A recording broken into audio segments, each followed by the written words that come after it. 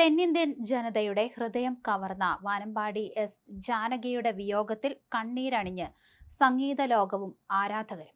പ്രിയ ഗായികയെ അവസാനമായി ഒരു നോക്ക് കാണാൻ തെന്നിന്ത്യയിലെ പ്രമുഖ ചലച്ചിത്ര സംഗീത വ്യക്തിത്വങ്ങളും ആയിരക്കണക്കിന് ആരാധകരുമാണ് ഒഴുകിയെത്തിയത്. ഭാവങ്ങളുടെ രാജ്ഞിക്ക് വിട നൽകാനാകാതെ പ്രിയപ്പെട്ടവർ വിങ്ങിപ്പൊട്ടുന്ന ഹൃദയഭേദകമായ ദൃശ്യങ്ങൾക്കാണ് തമിഴകം സാക്ഷ്യം വഹിക്കുന്നത്. പ്രിയപ്പെട്ട ജാനകി അമ്മയുടെ ഭൗതിക ശരീരം കണ്ടപ്പോൾ പ്രശസ്ത ഗായിക KS ചിത്രയുടെ നെഞ്ചുലഞ്ഞു.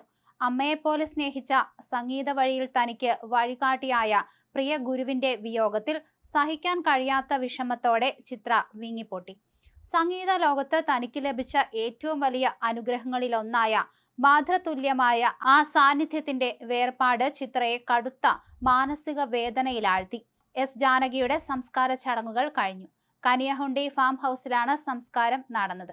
തെന്നിന്ത്യൻ വാനമ്പാടിക്ക് അന്തിമോപചാരം അർപ്പിക്കാൻ ചലച്ചിത്ര സംഗീത ലോകത്തെ പ്രമുഖർക്ക് പുറമെ രാഷ്ട്രീയ സാംസ്കാരിക രംഗത്തെ പ്രമുഖരും ഫാം ഹൗസിലേക്ക് എത്തിക്കൊണ്ടിരിക്കുകയാണ്.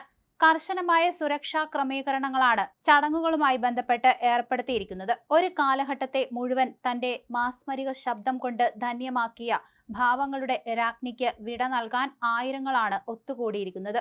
ഇന്ത്യൻ സിനിമയിൽ വികാരങ്ങളുടെ എല്ലാ ഭാവങ്ങളും തന്റെ അസാധാരണമായ ശബ്ദമാധുര്യം കൊണ്ട് മലയാളി, തമിഴ്, തെലുങ്ക്, കന്നഡ ആസ്വാദകരിലേക്ക് എത്തിച്ച മറ്റൊരു ഗായികയില്ല.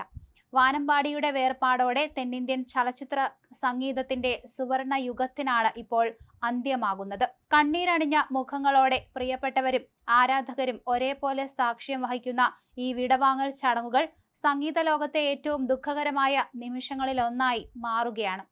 തലമുറകളെ പ്രണയിക്കാനും വിരഹവേദന അനുഭവിക്കാനും പഠിപ്പിച്ച ആ ശബ്ദം ഇനി ഓർമ്മകളിൽ മാത്രം ബാക്കി നിൽക്കും. സംഗീതത്തിന്റെ ഒരു വലിയ യുഗം അവസാനിക്കുമ്പോഴും ജാനകിയമ്മ അവശേഷിപ്പിച്ചു പോയ അനശ്വര ഗാനങ്ങളിലൂടെ അവർ എന്നും ജനഹൃദയങ്ങളിൽ ജീവിക്കും.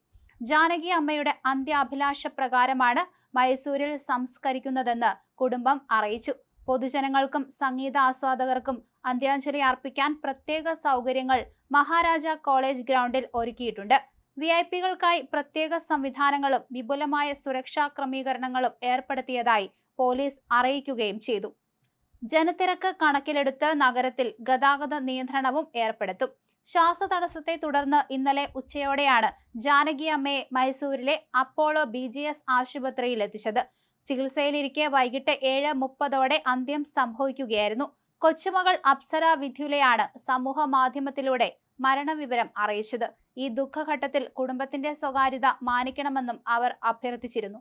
മലയാളം, തമിഴ്, തെലുങ്ക്, കന്നഡ, ഹിന്ദി ഉൾപ്പെടെ 17 ഭാഷകളിലായി 40,000-ത്തിലധികം ഗാനങ്ങൾ ആലപിച്ച ജാനകിയമ്മ ഇന്ത്യൻ സംഗീത ലോകത്തെ അപൂർവ പ്രതിഭയായിരുന്നു.